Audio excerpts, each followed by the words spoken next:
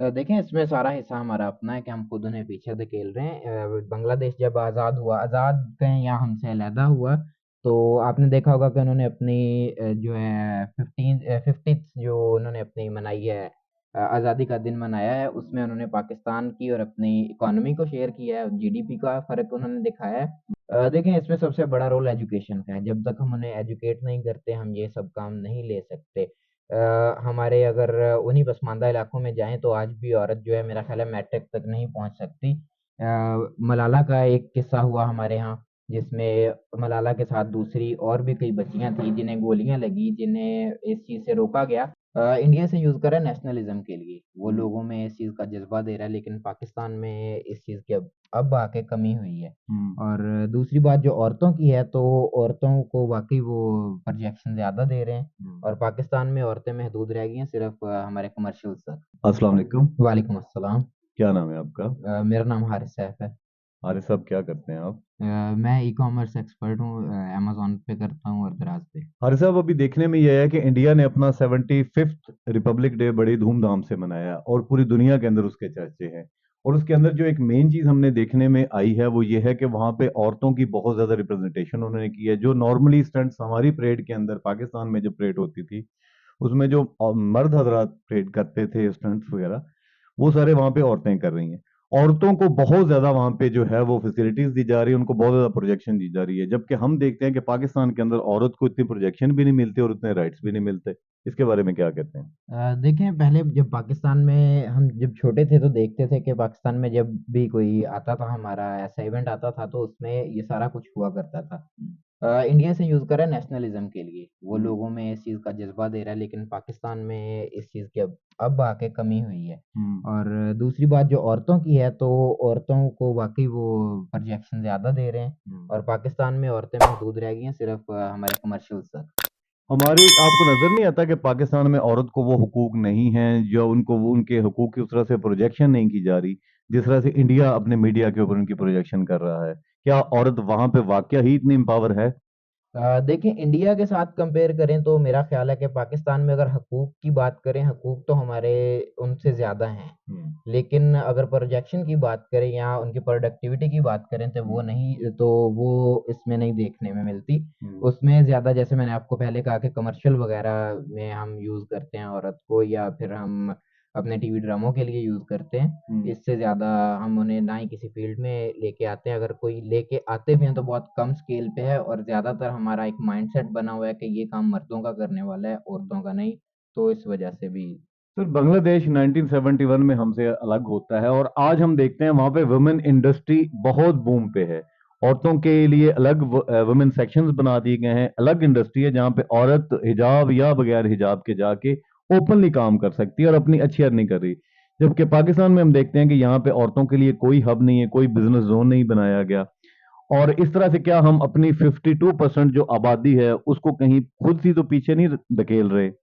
देखें, इसमें सारा हिस्सा हमारा अपना है कि हम खुद उन्हें पीछे धकेल रहे हैं। बांग्लादेश जब आज़ाद हुआ, आज़ाद कहें या हमसे अलहदा हुआ, तो आपने देखा होगा कि उन्होंने अपनी जो है 50th जो उन्होंने अपनी मनाई है, आज़ादी का दिन मनाया है, उसमें उन्होंने पाकिस्तान की और अपनी इकोनॉमी को शेयर किया है, जीडीपी का फ़र्क उन्होंने दिखाया है। तो वहाँ पे एक तो प्रोटेक्शन ज़्यादा है।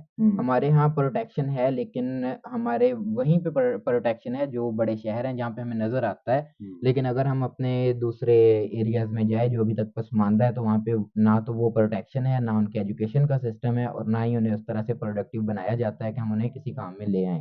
बांग्लादेश ने औरत को प्रोटेक्शन दी है, उन्होंने एजुकेशन दी है, वो आगे लेके जा रहे हैं और वो इसको काम में लेके आ रहे हैं। और दूसरी चीज़ कि हिजाब वाली, ये हर बंदे का एक अपनी राय है इस पे, लेकिन मैं कहता हूँ कि औरत को इतना हक होना चाहिए, इतनी उसे प्रोटेक्शन फ़ील होनी चाहिए कि अगर वो हिजाब में है या नहीं है, तो कम से कम वो अपना काम कर सके।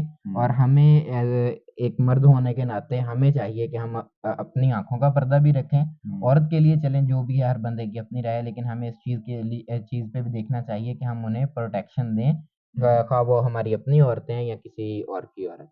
सर, पाकिस्तान में औरतें जो है वो तकरीबन 50% से ज़्यादा है। पाकिस्तान में औरतें ज़्यादा है, 48% जो बताई जाती है कंसेंसस के अंदर वो मर्दों की है और 52 औरतें हैं। तो हम क्या ऐसे इकदामात करें कि हम अपनी औरतों को भी फाल करें उनके अंदर प्रोडक्टिविटी लाएं, उनको हम एजुकेट करें, उनको हम ट्रेन करें। और जितने भी ऐसे काम है लाइक ऑनलाइन मार्केटिंग है या ट्रेडिंग है, तो ये औरतें कर सकती हैं, घर में पर्दे के अंदर रह के वो कर सकती हैं। तो हमें क्या ऐसे इकदाम करने चाहिए कि हम अपनी इस 52% आबादी जो है इसको भी बरूकार लाएं और पाकिस्तान के अंदर से गुर्बत का खात्मा हो सके। देखें, इसमें सबसे बड़ा रोल एजुकेशन का है। जब तक हम उन्हें एजुकेट नहीं करते, हम ये सब काम नहीं ले सकते। हमारे अगर उन्हीं पसमानदा इलाकों में जाएं तो आज भी औरत जो है, मेरा ख्याल है, मैट्रिक तक नहीं पहुंच सकती। मलाला का एक किस्सा हुआ हमारे यहाँ, जिसमें मलाला के साथ दूसरी और भी कई बच्चियां थी जिन्हें गोलियां लगी, जिन्हें इस चीज़ से रोका गया। लेकिन हमने उस चीज़ को यूज़ किया, जो दुनिया को एक फिगर हमने बना के दुनिया के सामने रख दिया कि जी ये रिप्रेजेंटेटिव है। लेकिन हमें चाहिए था कि हम उस एरिया को, उस एरिया की हर औरत को आगे लेके आते और फिर हम देखते कि पाकिस्तान में किस एरिया में औरतों के हकूक को जो पामाल किया जा रहा है या उनसे उनके हकूक छीने जाते हैं, तो हम वहाँ पे एक तो अवेयरनेस देते, लोगों को बताते, उनके घरों तक पहुँच के उन्हें बताते कि औरत के आज के दौर में ये हकूक हैं। और वैसे भी इस्लाम ने कहा है कि औरत जो तालीम है वो मर्द और औरत दोनों पे फ़र्ज़ है, हर मुसलमान पे फ़र्ज़ है। तो हमें इस चीज़ को भी लोगों में लेके आना चाहिए कि तालीम जो है आज के दौर की साइंटिफिक तालीम है, वो ज़रूरी है, वो ख़ा मर्द हो या औरत हो। जब तक वो तालीम याफ़्ता नहीं होंगे, वो हमारे इस काम में नहीं आ सकते। और दूसरी चीज़, ई-कॉमर्स जैसे आपने बात की कि ऑनलाइन बैठ के घरों में काम नहीं कर सकती। वो अगर घरों में बैठ के काम तो कर सकती हैं, लेकिन उन्हें सीखने के लिए बाहर निकलना पड़ेगा।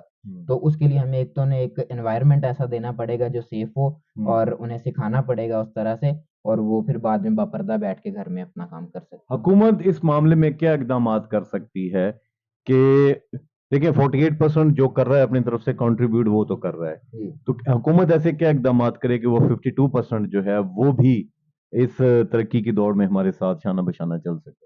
देखिए, हुकूमत को चाहिए, जैसे वोकेशनल इंस्टीट्यूट्स हैं, इसी तरह औरतों के लिए अलग इंस्टीट्यूट्स बनाए जाएँ, और हर इलाके में जी बनाए जाएँ। छोटा इलाका हो, बड़ा इलाका हो, वहाँ पे औरतों को और लोगों को अवेयर किया जाए कि अपनी औरतों को भेजें यहाँ पे, उन्हें प्रोडक्टिव बनाया जाए, उन्हें वो सिखाया जाए जो वो घर में बैठ के कर सकती हैं, और उनसे वो काम लिया जाए। जैसे कि ऑनलाइन मार्केटिंग है या ट्रेडिंग वगैरह जैसे आप कह रहे हैं, तो ये लाज़मी चीज़ है कि हुकूमत इस तरह के इंस्टीट्यूट्स बनाए, जहाँ पे एक औरतों के लिए सेफ एनवायरनमेंट हो, दूसरा अलहदा औरतों के लिए ही मुख्तस किया जाए और उन्हें सिखाया जाए। क्या इसके लिए ये इकदाम सही नहीं रहेगा कि हमारी लेजिस्लेशन के अंदर औरतों की नुमाइंदगी ज्यादा हो? जैसे अभी रिसेंटली पाकिस्तान में इलेक्शन आ रहा है, तो औरतों की नुमाइंदगी ज्यादा हो, जो कि औरत को प्रॉब्लम को समझे, उनकी वो नुमाइंदा बने, और उनके लिए जो है, क्योंकि इससे पहले हम देखते हैं कि जितने भी हमारी पार्लियामेंट में औरतें हैं या जो भी लेडीज रिप्रेजेंटेटिव्स हैं, उनकी तरफ से भी कोई इनिशिएट नहीं आता कि कोई ऐसा जोन बनाया जाए या कोई ऐसी इदारा बनाया जाए। तो क्या जरूरी नहीं है कि हम अपने पार्लियामान के अंदर औरतों की नुमाइंदगी को ज्यादा करें?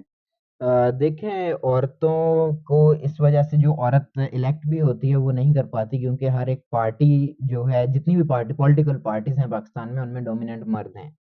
इस टाइम जितनी भी पार्टीज देखें हैं, उनके चेयरमैन मर्द हैं, और औरतों को सिर्फ मखसूस नशिस्तें दी जाती हैं। बेनज़ीर पहली पाकिस्तान की औरत थी जो वजीर आजम बनी, और मेरा ख्याल है कि इस्लामिक कंट्रीज की दुनिया में पहला पाकिस्तान मुल्क है जहाँ पे बेनज़ीर को इलेक्ट किया गया एज ए प्राइम मिनिस्टर। तो वो एक अच्छा इनिशिएटिव था, और उसमें उस दौर में तरक्की हो सकती थी, लेकिन वो अल्लाह को कुछ और मंजूर था। उन्हें शहीद किया गया या जो भी।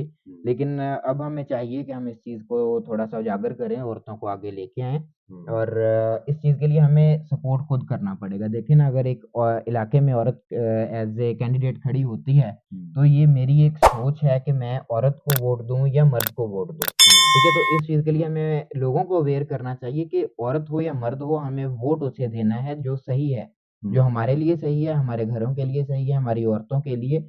तो अगर वो औरत इस चीज़ के लिए मतलब इस चीज़ में ठीक है, तो हमें चाहिए कि हम उसे वोट दें और उसे इलेक्ट करें, ताकि वो हमारे औरतों को भी तहफ़्फ़ुज़ फराहम करे और उनके लिए नए मौके पैदा हों।